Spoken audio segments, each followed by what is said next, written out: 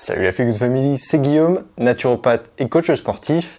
Et dans cette vidéo, on se retrouve dans l'escalier, histoire de changer un petit peu. Ça fait du bien de changer. Et on va répondre à pas mal de questions que vous m'avez posées sous ma dernière vidéo qui concernait la lactofermentation. Je vous ai montré comment faire une petite lactofermentation de pois chiches notamment, qui allait vous permettre d'avoir des probiotiques qui sont très très bons pour la santé de vos intestins et de votre microbiote intestinal, et de deux, qui allait vous permettre de ne plus avoir de flatulence en mangeant des légumineuses. Oui, c'est possible grâce à la lactofermentation. Suite à ça, vous m'avez posé beaucoup de questions, je vais donc y répondre dans cette vidéo-là. Est-ce que vous êtes chaud? Alors générique!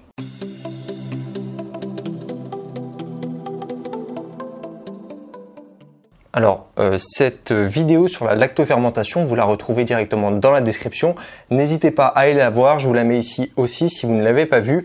Ça peut être très intéressant de commencer par voir cette vidéo pour apprendre à faire une lactofermentation de légumineuses avant de regarder celle-ci. Suite à cette fameuse vidéo, donc, vous m'avez posé différentes questions qui concernaient différents sujets comme le stockage, la conservation des légumineuses, est-ce qu'il faut les rincer, comment est-ce qu'il faut les manger, et une autre petite question plus précise, est-ce que faire son houmous avec des pois chiches lactofermentés, c'est mieux ou pas? Voilà, on va répondre à toutes ces questions sans plus attendre, d'ailleurs en commençant par la première, à savoir comment est-ce qu'on stocke ces légumineuses lactofermentées une fois qu'elles sont finies, qu'on a fermé le pot. Comment on les stocke? Idéalement, il faut les stocker évidemment à l'abri de la lumière, parce que la lumière, oui, les UV directement peuvent impacter les bactéries qui sont à l'intérieur, et donc notamment les bactéries lactiques. Donc on va essayer de pas les mettre directement sous la lumière, en plein soleil ou quoi. On va essayer de les mettre un petit peu à l'abri de la lumière. N'hésitez pas à mettre par exemple un linge opaque dessus, ça peut être une très très bonne façon de les conserver. Et sinon, bien sûr, on les stocke à température ambiante. Il n'y a pas de problème, on peut les laisser dans la pièce.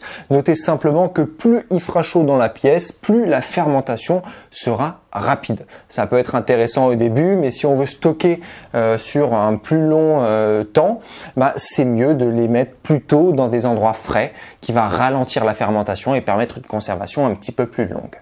En parlant de conservation d'ailleurs, c'était votre deuxième question, comment est-ce qu'on les conserve, ces légumineuses? Donc on a parlé du stockage, c'est un petit peu la même question, mais votre question c'était surtout combien de temps on va les conserver.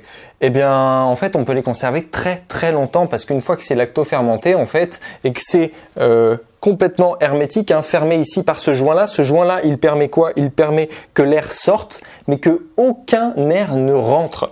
Donc, ça va pas aller contaminer les bactéries qui sont en train de faire leur travail tranquillement. Ce qui fait qu'on peut conserver très très longtemps. Alors, généralement, moi je dis c'est bien de les manger sous un mois, mais des conserves, on en fait, nos grands-parents en faisaient depuis très longtemps. On peut vraiment les conserver 6 mois, voire 1 an, peut-être même plus d'1 an. Mais pour savoir si c'est toujours propre à la consommation quand vous l'ouvrez pour la première fois, ça va être de sentir. Si ça sent pas mauvais, que vous avez une odeur qui vous paraît tout à fait comestible, vous pouvez y aller. Par contre, si jamais aussi vous avez un petit développement bactérien, en général, ça se met sur la partie qui est en contact avec l'air, avec le petit air qu'il y a ici. Si jamais cette partie-là contient des petits développements bactériens, des petites moisissures, retirez-les. Et si jamais vous sentez à l'odeur que même après les avoir retirés, ça sent toujours mauvais, là par contre, il va falloir jeter le pot. Donc aucun souci, vraiment, ça se conserve très très longtemps. Idéalement, comme je vous l'expliquais juste avant, pour une conservation plus longue, mettez-le à l'abri de la lumière et dans un environnement plutôt frais et sec. En revanche, une fois que vous avez ouvert votre pot, dès que vous avez déclenché le petit élément et sorti l'air et du nouvel air est rentré à l'intérieur, là par contre la conservation ne va plus pouvoir se faire aussi facilement. Il faudra le conserver, ce pot là, idéalement au frigo, pour ralentir vraiment tous les processus de lactofermentation et même les processus de développement bactérien potentiellement pathogènes. Donc idéalement c'est au réfrigérateur ou dans un endroit qui est au frais et comme d'habitude à l'abri de la lumière. Vous pouvez quand même les conserver si vous le souhaitez à température ambiante, du moment qu'il ne fait pas trop chaud et que vous sentez que l'environnement n'est pas malsain.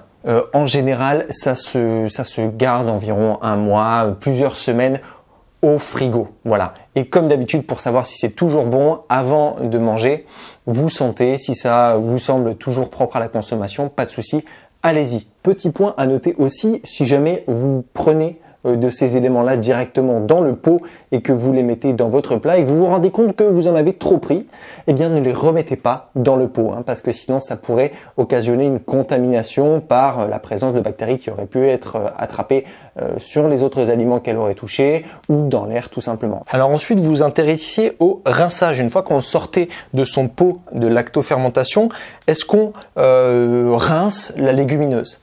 Alors personnellement je ne le fais pas.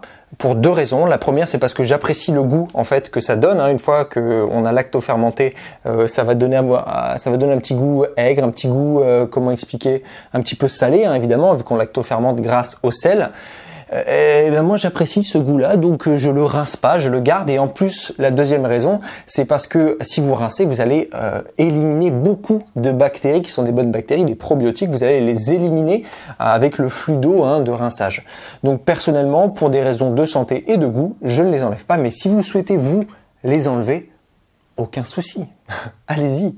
D'ailleurs, je me rappelle là que vous m'aviez posé une autre question aussi, c'était est-ce qu'on les conserve toujours dans le même pot une fois qu'on a ouvert le pot? Alors oui, bien sûr, vous piochez dedans, toujours avec des ustensiles propres. Attention, allez pas me contaminer tout ça en prenant des ustensiles qui ont servi à autre chose.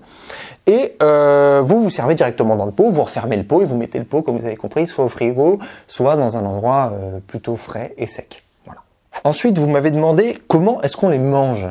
Parce que ça paraît bizarre, des petits éléments comme ça qui flottent dans l'eau là, avec du sel, est-ce que ça se mange normalement?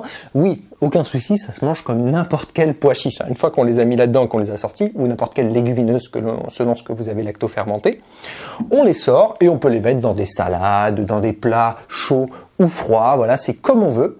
Juste petite note, c'est que si jamais vous recuisez vos légumineuses lactofermentées, et bien là aussi, vous avez beaucoup plus de chances de tuer les bonnes bactéries, les bactéries probiotiques qui sont en présence, les bactéries lactiques, vous risquez de les tuer par la cuisson. Donc moi personnellement, j'évite de recuire, sauf si on veut faire un petit plat sympa comme un curry végétal que vous pouvez d'ailleurs retrouver dans mon ebook de recettes dans la description.